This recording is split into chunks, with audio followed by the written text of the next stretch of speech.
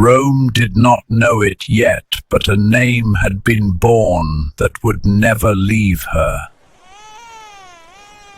Gaius Julius Caesar was born into a world already cracking under its own weight, a Rome swollen with conquest, yet rotting from inequality, ambition, and blood memory. His family name carried the echo of gods and heroes, yet his household lived without real power, surrounded by men who ruled the republic through force rather than ancestry. From his earliest years, Caesar learned that names alone do not command obedience, only action does. He watched Rome reward brutality and punish hesitation, and those lessons embedded themselves deep within him, shaping a boy who would grow into a man incapable of standing still while others ruled. His mother, Aurelia, raised him with relentless discipline, drilling into him the art of observation, restraint, and timing. She taught him to listen more than he spoke and to remember every slight. Caesar learned early that Rome was a theater and survival depended on performance. Even as a youth, he walked deliberately, spoke carefully, and dressed in a way that made others look twice. Attention, he realized. Hold fast! I'm coming! Caesar, here! To me! Pull back! I've got you! Was a form of power. When civil war tore Rome apart and Sulla seized the city with iron cruelty, Caesar stood at the edge of annihilation.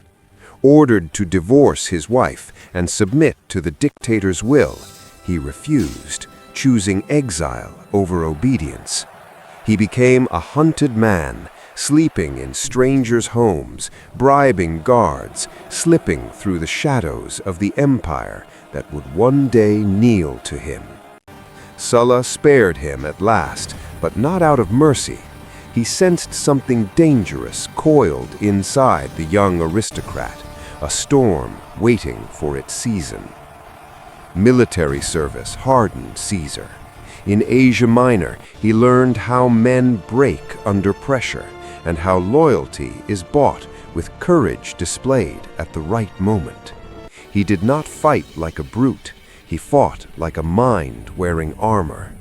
When pirates captured him, he laughed at them, corrected their ransom demand upward, and promised death with casual certainty. When he returned and crucified them, he proved that his words were not theater, they were contracts. Back in Rome, Caesar rebuilt himself through speech. His voice became his first weapon. He attacked corruption, mourned fallen heroes, and aligned himself with the people while quietly studying the fears of the elite. Every scandal surrounding him, his affairs, his debts, his flamboyance, was tolerated because he understood something others did not. Rome forgave excess if it was wrapped in confidence. Debt became his invisible chain and his secret engine. He spent recklessly, funded games, and bought loyalty long before he could afford it. Men whispered that he was finished, yet those same men loaned him fortunes, sensing that his rise would repay them 100-fold. This alliance must hold for now, but trust is a blade that cuts both ways. When he won election as Pontifex Maximus, chief priest of Rome, the city awoke to a truth it had ignored. Caesar did not follow probability, he bent it. Power in Rome could not be taken alone. Caesar joined himself to Pompey, adored by soldiers, and Crassus, master of wealth, binding them in a fragile triangle of ambition. This alliance was not friendship, it was a truce among predators. As consul, Caesar shattered tradition openly, forcing laws through a screaming Senate, smiling while enemies seethed in helpless rage. Rome did not yet realize it was watching its own rules being rewritten. Gaul became his proving ground and his forge. For 8 years, Caesar marched through forests soaked in mist and blood, crushing tribes that had never seen discipline on such scale. He annihilated resistance without hesitation, slaughtering entire populations when fear served him better than mercy. Yet when mercy served him better, he offered it generously, turning enemies into followers. War for Caesar was not chaos, it was choreography. At the Lycia, surrounded and outnumbered, Caesar performed the impossible. He built walls to trap his enemies and walls to repel those coming to save them, daring fate to choose a side. When the dust settled, Gaul lay broken at his feet, and Caesar stood not merely as a general, but as a legend still breathing.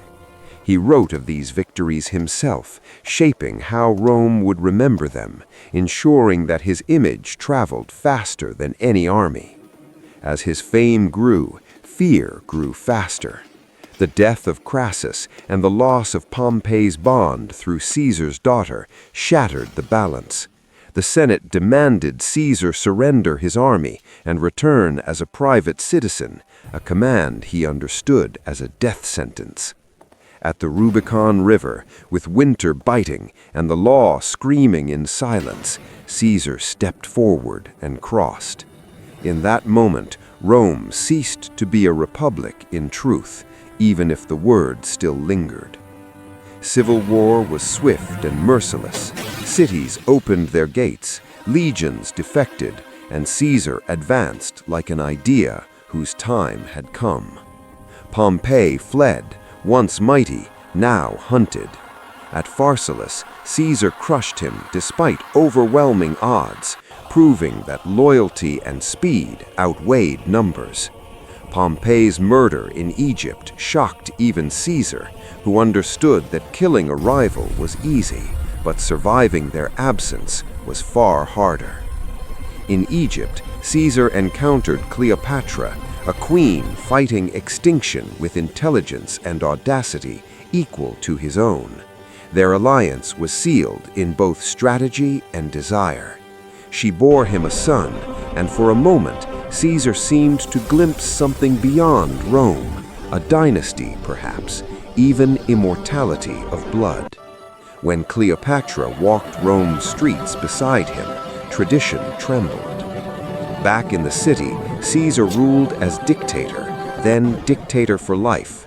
He reformed calendars, reshaped citizenship, rebuilt cities, and planned campaigns that would have redrawn the known world. Yet every honor piled upon him deepened the terror of those who called themselves defenders of liberty. They saw a king where Caesar saw order. The conspiracy formed not in darkness, but in daylight, among men who dined with Caesar and praised him in public. Brutus, whom Caesar trusted, convinced himself that murder was virtue. On the Ides of March, surrounded by statues of dead heroes, Caesar fell beneath a storm of blades. He did not beg, he did not flee, he died as he lived, at the center of the stage. His death unleashed chaos, not freedom. The Republic did not rise from his blood, it drowned in it. His name became a title, his face a god, his legacy a crown worn by emperors. Rome killed the man, but the idea survived. Proof that some figures do not end history chapters, they begin eras. Julius Caesar remains eternal because he embodied the truth Rome feared most, that systems fall not to monsters, but to men who understand them better than anyone else.